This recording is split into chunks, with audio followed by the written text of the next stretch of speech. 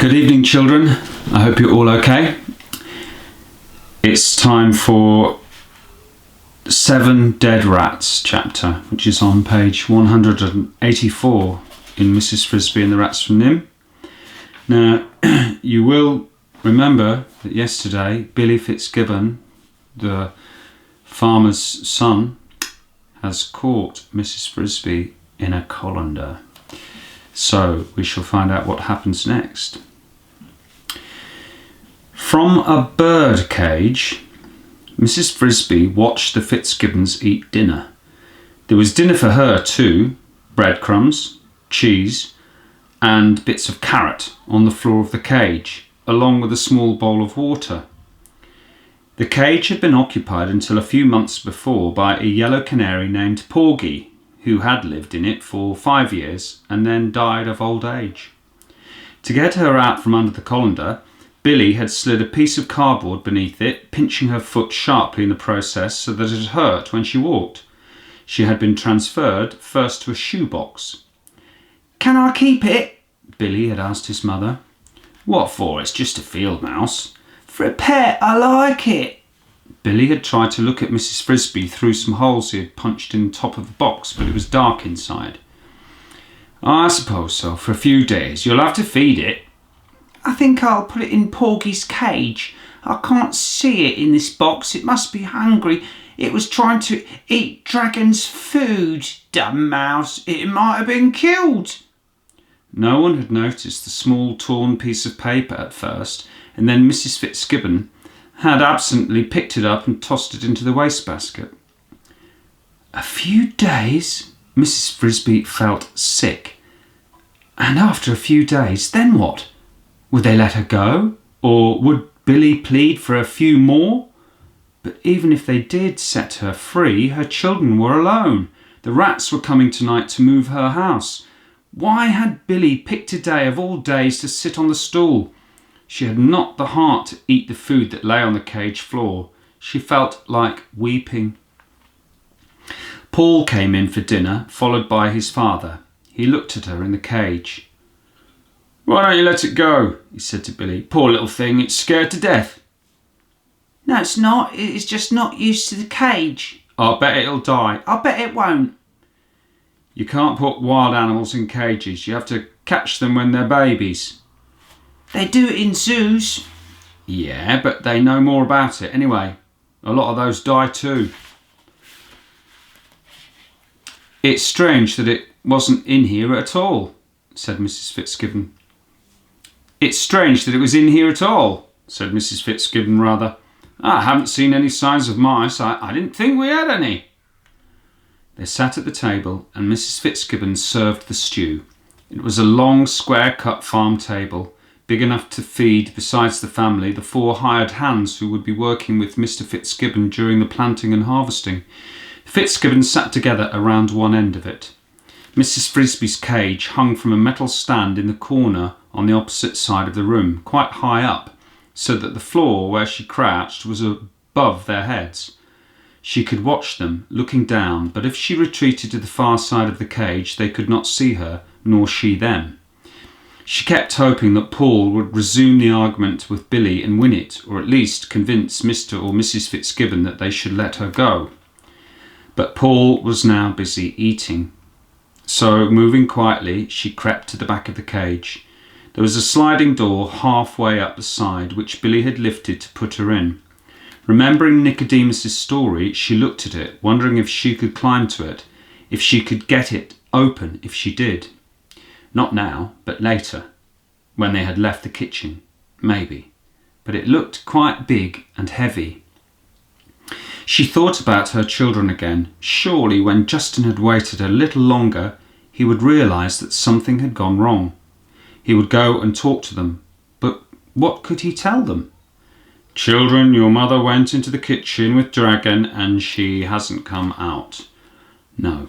But whatever he said, they would be dreadfully frightened and worried. Poor Cynthia, poor Timothy, poor all of them.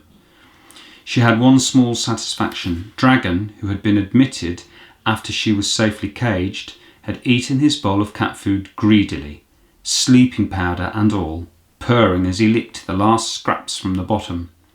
Billy was looking at the cage. "There," he cried. "It walked. I saw it. I told you it was all right." He started up from his chair. "Billy, stay in your place and eat your stew," said Mrs Fitzgibbon. "The mouse can wait." "Speaking of mice," said Mr Fitzgibbon, who had driven to town that afternoon, "there was quite a stir today at Henderson's hardware store." "About mice?" "No, but nearly. About rats. I went in to order the new linchpin, and there were quite a group there talking about an odd thing that had happened.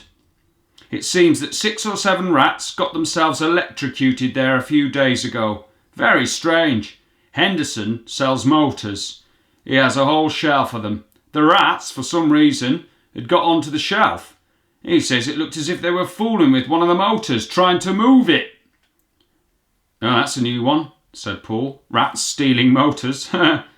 "They weren't really, of course. Anyway, it happened during the night when Henderson, came into the shop in the morning. He tried to turn on the lights and the fuse was blown.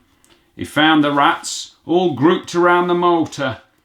It had been left plugged in, though it were turned off. They must have been gnawing at the insulation for some reason, at least that's what he thinks. They caused a short circuit, and all bunched together like that, the current went through 'em and killed the lot."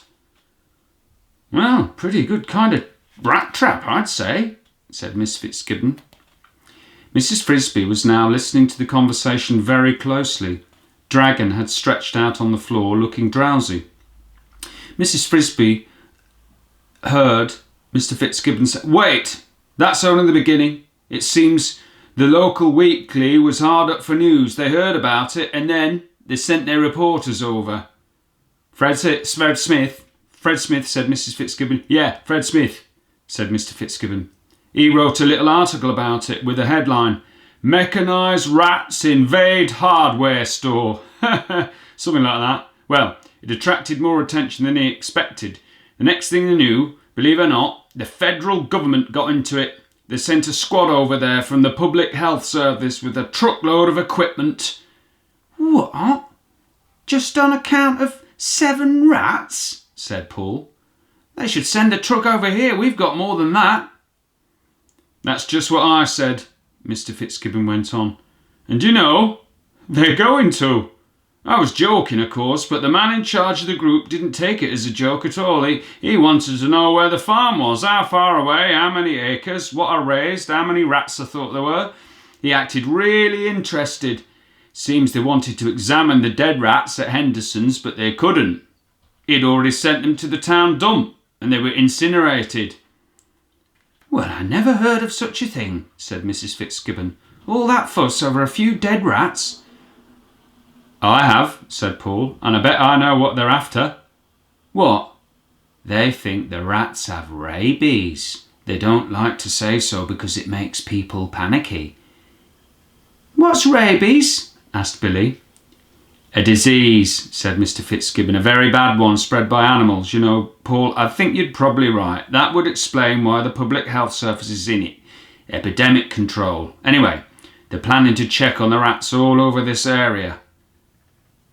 "Don't you remember," Paul said, "a few years ago when everybody had to lock up their dogs and some people were shooting every dog they saw? That's why they keep it quiet until they're sure.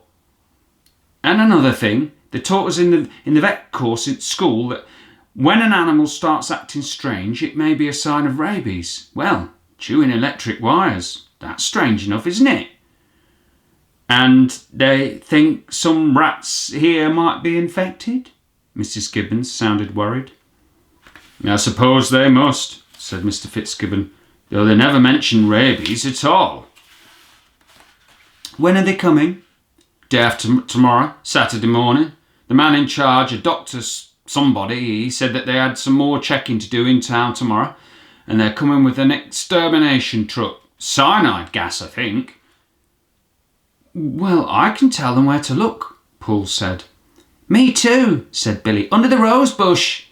"That's right," said Mr Fitzgibbon. "In fact, they'll probably want to bulldoze that bush out of there. I can do that with a big tractor."